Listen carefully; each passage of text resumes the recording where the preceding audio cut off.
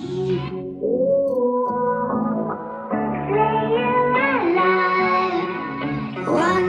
this episode we are going to add more meat to the bones and completely rebuild the steering. Quite ambitious, isn't it? Last time we left off with almost no floor, so it's about time to finish it and move on to the side panels. This process is so satisfying, especially when you know there is not a single spot of rust. It was definitely worth stripping the entire body to the bone.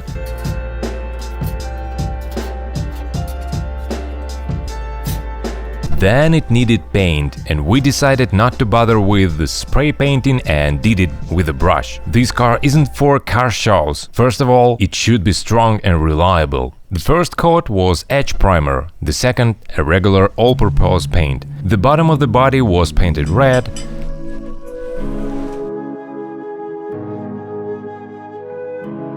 Since we'd opened the paint cans, I tackled the gate of our backyard. It had been neglected for too long. And here is the result. I think it looks solid.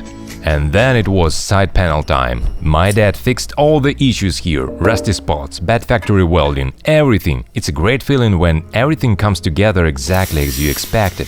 This is basically the first wall of this castle on wheels. A solid milestone.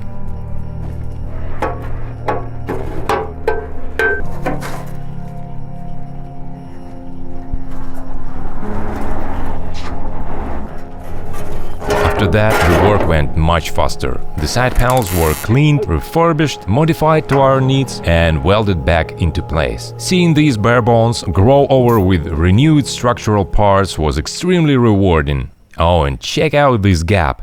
That's how much longer it got, and that's how much wider.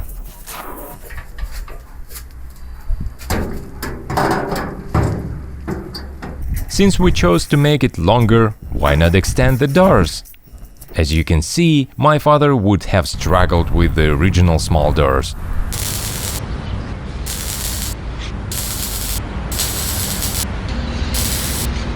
We tried to fix the rust on this panel under the windshield, but the heat from welding bent it like a banana. It needs to be done from scratch.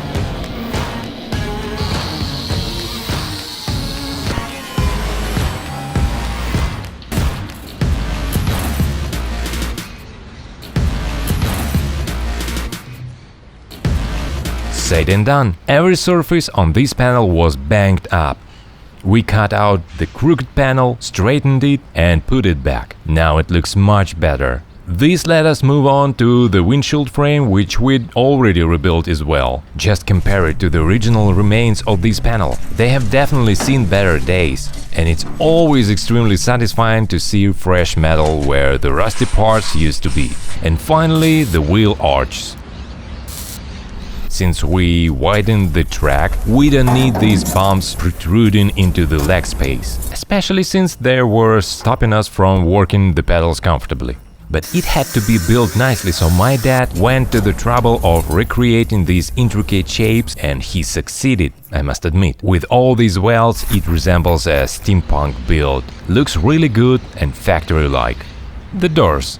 They need to be stripped to make them bigger, and you know what? We thought it would be much easier. Sure, they have a pretty simple shape, simple as a barn door, but for our garage it's definitely a task, considering they're quite rusty here and there, and we still need to make them as precise as possible, because they have to close nicely, at least no worse than a G-Wagon's doors. It seemed like we should toss out the stock flimsy frame and make a spanking new one. Keep in mind the thickness of this door is no more than 4 centimeters. It's crazy thin, so at the very least it should have a rigid structure, and it's much nicer to work with fresh, clean metal. The first test fit.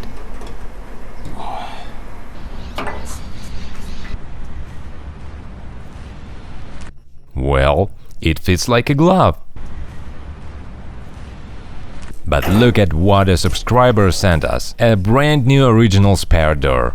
It isn't even protected with primer and has some surface rust, but that shouldn't be an issue, especially since it's really rare. Such a pity we have to cut it to make it longer, but we have no choice. It's about time to add a proper modern door lock and handle. The original one was presumably from the 40s. Just check out how nicely the door closes. Oddly satisfying.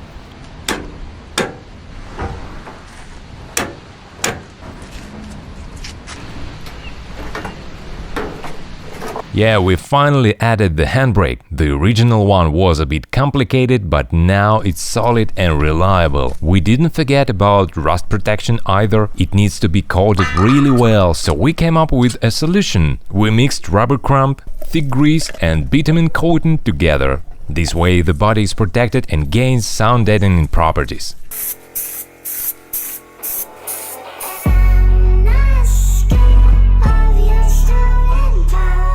Unfortunately, we don't have any footage of the original steering mechanism, but here is the diagram. It has 10 ball joints and a steering box that always has enormous play. It's about time to install a steering rack from a Golf. It should make steering much easier and more precise.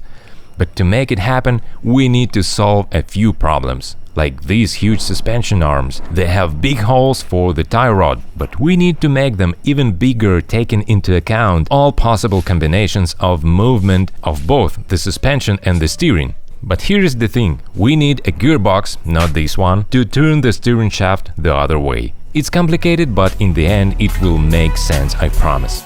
The holes were cut and now they need to be welded from the inside, because the arm is too weak now. We double, triple and quadruple checked all the clearances and it should work in any position. However, we needed to make a custom tie rod because the ones we had didn't match the length we needed. This is temporary and will be changed once we find the correct size.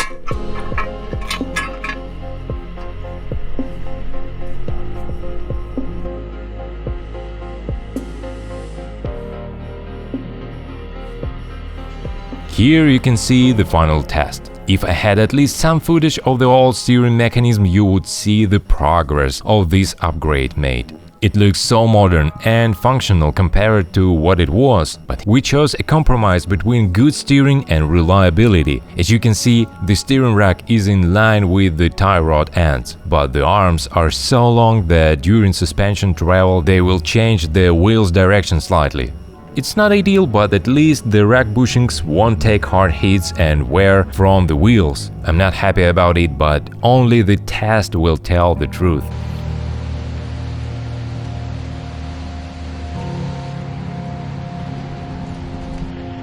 It's worth noting how glad we were to be able to rotate the body on the rotisserie. It made working on the suspension and steering much easier. And the test fit of the wheels. We had to be sure everything fit correctly, otherwise it would be much harder to rebuild once the body is sitting on its wheels with the roof on.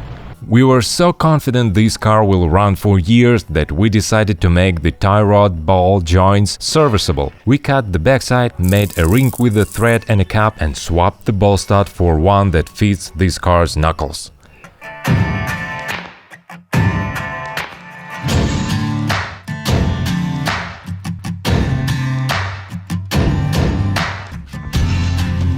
But it won't work without a gearbox that flips the steering shaft direction by 180 degrees. At first I thought I would use gears from a random differential to have a 90-degree angle, but then I dropped that idea for some reason. I found some gears from a gearbox I had on the shelf, then I made shafts for these gears. I don't know what I would do without my homemade lathe. Of course, these shafts aren't the final version. I think they need to be made from a nicer grade of steel, but for now they will do. My dad made a housing for the two shafts so it could hold the bearings and the lubricant. Yeah, we definitely need a CNC machine at home. Meanwhile, we use a CNC grade angle grinder and a CNC grade welder, so they do the trick. And it looks like our gearbox works. Then I gave it a quick paint and added some really thick grease. I just mixed up a substance with the exact thickness I needed from different oils and greases I found around the garage. The final version looks really nice. My lathe even let me make proper seal housings. Well, that's how it looks and works. We are really proud of the result. I hope it will work at least as it looks. The icing on the cake, this cover, which will keep dust and mud off the joint. Oh, and we bought a nice steering column from a Chevrolet. I don't even remember which model. We have already adapted it here and it fits like a glove, and it lets us use really nice column stalks. Well, that's the way the piston turns.